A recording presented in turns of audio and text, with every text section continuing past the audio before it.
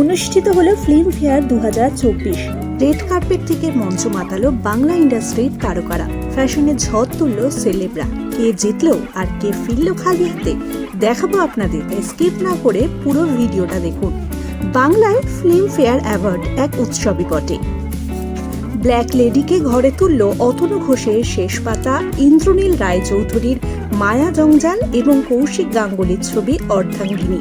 মোট 8টি পুরস্কার পেয়েছে শেষ পাতা, প্রধান ধোপেও টিকতে পারেনি। প্রথম ছবির জন্য প্রথমবার মিঠাই সৌমিত্রিষা মনোনয়ন পেয়েছিলেন, তাকে হারিয়ে দেয় বাংলাদেশের ফারিন।